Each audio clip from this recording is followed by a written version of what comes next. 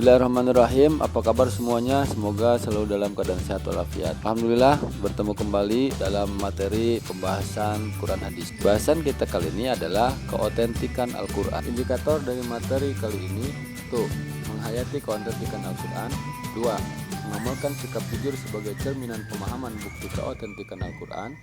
3. Menganalisis bukti-bukti keotentikan Al-Quran. 4. Menjadikan contoh bukti-bukti keotentikan Al-Quran.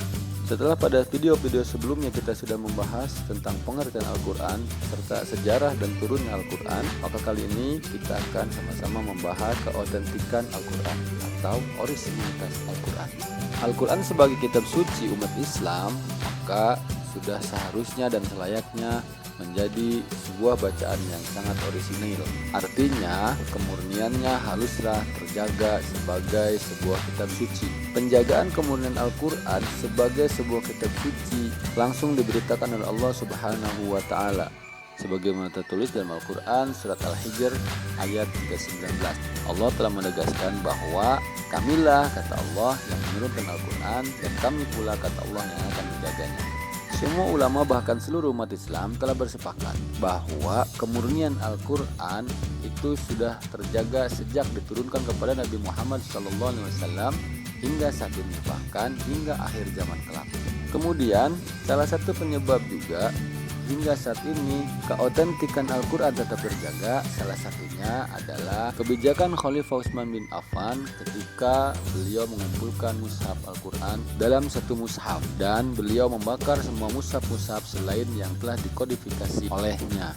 Hingga sampai saat ini kita tidak asing lagi mendengar tentang Rasmi Utsmani atau Mushaful Imam atau Mushaf Utsmani. Bahkan sahabat Rasulullah SAW yang sekaligus menantu beliau, yakni Ali bin Abi Thalib, mengatakan dengan tegas bahwa jika Utsman tidak melakukannya, yakni mengumpulkan mushaf-mushaf Al-Quran itu, maka saya yang akan melakukannya, kata Ali.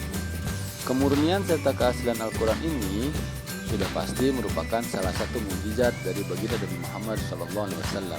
Al-Qurannya sendiri adalah sebuah mukjizat, keasliannya yang terjaga sampai dengan akhir zaman pun menjadi mukjizat tersendiri dan tidak ada yang meragukannya. Mereka yang meragukan tentang kemurnian Al-Quran ini, Allah Subhanahu wa Ta'ala menantangnya. Telah tertulis di dalam Quran surat At-Tur ayat 33 sampai dengan 34 bahwa Allah menantang siapapun yang meragukan Al-Quran. Kemudian Allah meminta kepada mereka untuk mendatangkan semisal yang seperti Al-Quran.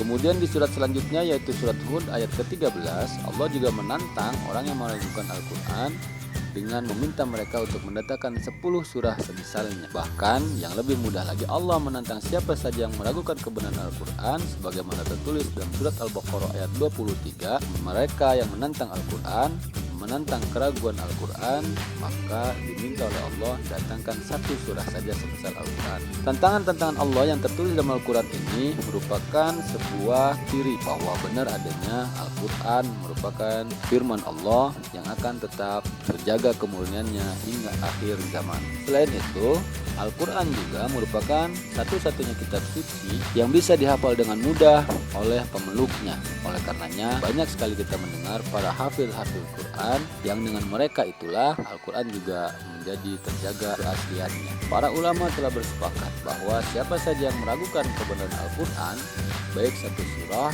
ataupun 1 ayat, bahkan 1 huruf pun, maka dihukumi sebagai murtad, sebagaimana yang telah dijelaskan oleh Syekh Nawawi Al-Bantani dalam kitab Mirqatus Su'ud Tasdiqus Syarah Sulamut Taufiq, bahwa orang yang mengingkari Al-Quran 1 ayat atau 1 huruf Al-Quran atau menambahkan 1 huruf pada Al-Quran adalah murtad i'tiqad. Oleh karenanya kita sebagai umat Islam sudah selayaknya dan sepatutnya bersyukur atas nikmat yang Allah berikan berupa orisinalitas Al-Quran yang akan terjaga atau keaslian Al-Quran yang akan terjaga hingga akhir zaman. Rangkuman materi kali ini adalah 1. Kemurnian dan keotentikan Al-Quran di zaman Allah dan akan senantiasa terjaga hingga akhir zaman. 2. Dari zaman dahulu hingga sekarang banyak sekali orang-orang yang berlomba-lomba untuk menandingi Al-Quran, namun usaha-usaha tersebut selalu gagal. 3. Cetakan-cetakan Al-Quran terus diteliti dan diperbaharui agar semakin banyak bisa diakses oleh masyarakat dalam rangka menjaga keotentikan Al-Quran. Terima kasih. Assalamualaikum warahmatullahi wabarakatuh. Sekian materi kita kali ini.